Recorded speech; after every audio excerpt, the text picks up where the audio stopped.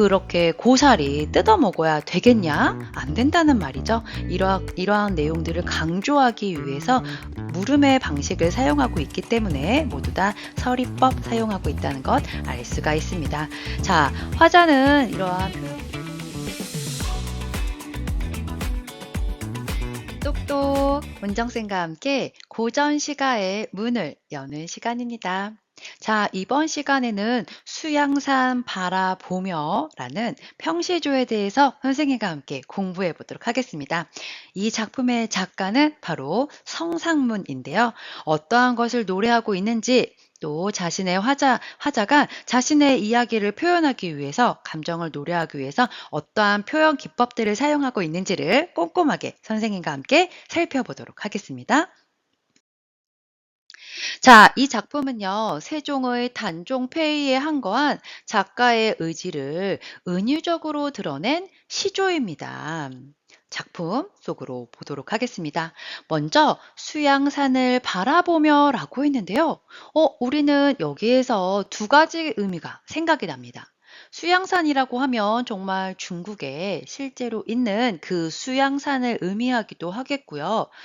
또 한편으로는 수양대군의 수양 아닌가? 이렇게 또 생각이 됩니다. 이렇게 시어의 두 가지의 의미를 모두 다 가지고 있죠. 우리는 이러한 것을 바로 중의법이라고 합니다. 아마 들어본 친구들 있을 거예요. 그래서 중국의 수양산도 의미하고 그리고 또 수양대군도 의미한다. 두 가지 의미를 모두 다 가지고 있으니까 바로 중의법이라는 것도 꼭 알고 있어야 되겠습니다. 자, 화자가 수양산을 바라보면서요. 그리고 지조를 끝까지 지키지 못했던 배기와 숙제를 원망하며 한탄하노라 라고 했는데요. 자, 배기와 숙제에 대해서도 알고 있어야 우리가 이 작품을 온전하게 이해할 수 있겠네요. 배기와 숙제는 은나라 말기에 충신, 굉장히 충성스러운 신하였습니다. 그런데 은나라를 토발하여 주나라를 세운 무왕의 행위, 이러한 것은 좀 인위에 어긋난다고 생각을 했어요. 따라서 이 두 사람, 백의와 숙제는 주나라의 곡식을 먹지 않고 수양산 속으로 들어가서 산나물을 캐먹었습니다. 그게 영양가가 얼마나 많으면 많겠습니까? 이러다가 그만 굶어 죽게 되는 그러한 최후를 맞이하는 은나라 말기의 충신들입니다. 자, 그런데 지금 이 화자는 지조를 끝까지 지키지 못한 배기와 숙제를 원망하마 한타하노라라고 했어요. 우리가 일반적으로 배기와 숙제라고 하면 정말 지조를 끝까지 지키다가 산나물을 캐먹다가 굶어 죽은 그러한 충신들인데 왜 여기서 지조를 끝까지 지키지 못했다라고 또 표현을 했을까요? 의문입니다.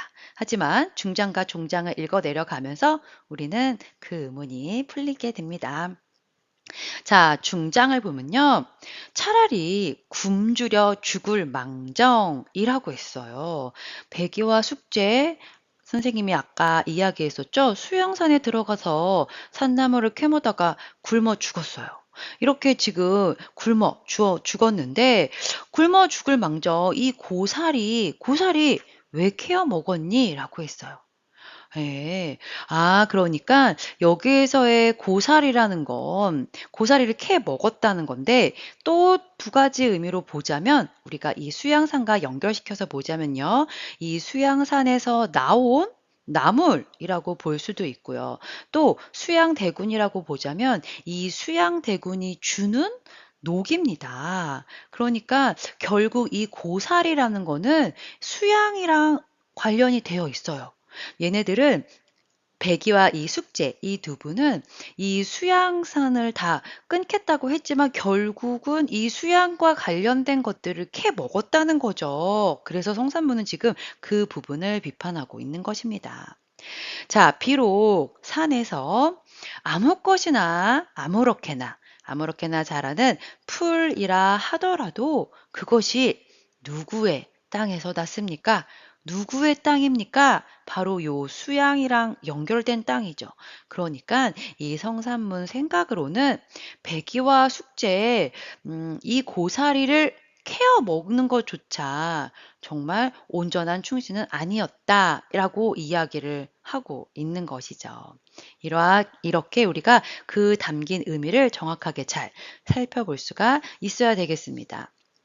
결국 이 수양대군에 대한 복종을 거부하고 단종에 대한 지조와 절개를 굳게 지키려고 한 성산물의 자세를 볼 수가 있는 그러한 작품이었고요.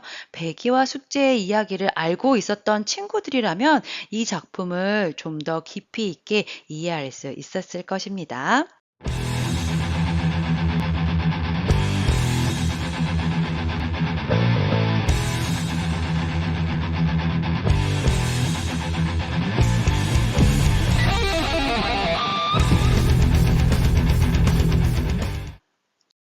자, 이 작품은요, 평시조예요. 평시조는 3장 6구, 즉 45자 내로 이루어진 작품을 의미하고요. 또 이 작품은 개인의 감정을 노래하고 있는 서정시입니다. 성격은 지사적이면서 풍자 그리고 비판적이에요. 누구를 비판하고 있었습니까? 남들은 모두 다 충신으로 일컫고 있는 배기와 숙제 이 부분을 지금 비판하고 있죠. 그 수양에서 나는 고사리조차 먹으면 안 됐어요. 이거를 지금 이야기하고 있는 겁니다. 이 작품에서 이 배기 숙제의 고사를 사용하고 있다는 거는 정말 중요한 요소이니까 꼭 알고 있어야 되겠고요. 자, 이 작품의 주제, 죽음을 각오한 굳은 지조와 절의, 절대 변하지 않겠다라는 거죠. 이러한 것들 꼭 알고 있어야 되겠습니다. 자, 특징입니다. 배기 숙제의 태도를 새로운 시각으로 평가하고요. 자신의 절의를 강조하는 거죠. 배기 숙제, 누구에게나 물어봐도 모두 다 100% 충신이라고 말하는 그러한 이들이었는데요. 자, 이들을 비판하면서 나는 이들보다 더 충신이다. 나는 더 절의를 가지고 있다. 이러한 것을 강조하고 있는 거죠. 이 부분 굉장히 중요합니다.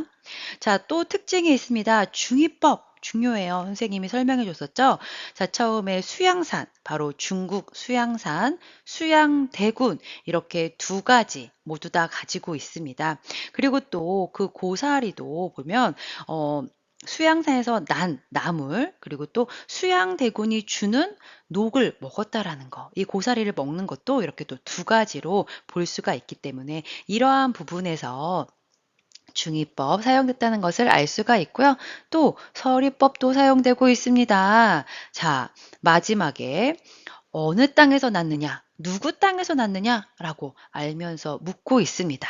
또 중장에서도 그렇게 고사리 뜯어 먹어야 되겠냐? 안 된다는 말이죠. 이러한 내용들을 강조하기 위해서 물음의 방식을 사용하고 있기 때문에 모두 다 서리법 사용하고 있다는 것 알 수가 있습니다.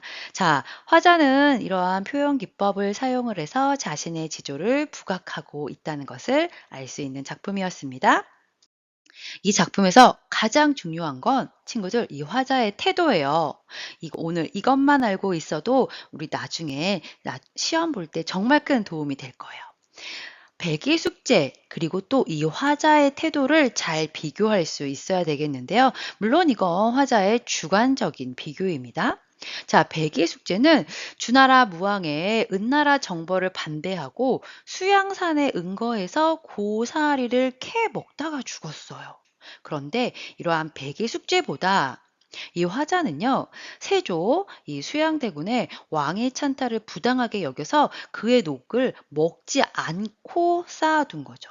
따라서 이 배기 숙제는 먹었습니다. 고사리를. 하지만 이 화자는 녹을 먹지 않았어요.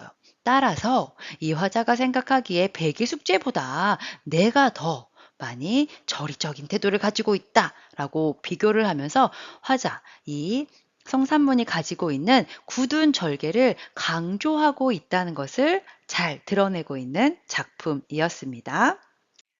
오늘 배운 내용 다시 한번 살펴보도록 하겠습니다. 가장 중요한 거 바로 주제 부분입니다. 죽음을 각오한 굳은 지조와 절의를 가지고 있었던 화자의 태도를 잘 엿볼 수 있는 그러한 작품이었습니다. 자, 읽어 쓸 시간이 돌아왔습니다. 친구들, 여러분, 지금까지 살아가면서 어떠한 것에 대해서 내가 이것만은 절대 흔들리지 않을 거야. 이건 내가 꼭 지킬 거야. 이렇게 생각한 적 있었나요? 오늘 우리가 배운 작품의 주제를 한번 여러분의 삶과 연결 지어서 생각해 보는 시간을 가졌으면 좋겠습니다. 거기에서 끝나나요? 아니죠. 그러한 마음을 표현하는 시조 3장 6구 45자 내외의 짧은 평시조를 한번 써보고요. 낭독을 해보는 시간까지 가졌으면 정말 유의미하게 친구들 머릿속에 오늘의 작품이 남아있을 거예요. 오늘 수업은 여기까지입니다. 자, 여러분들의 꿈을 향한 문, 똑똑 문정쌤이 항상 응원하겠습니다.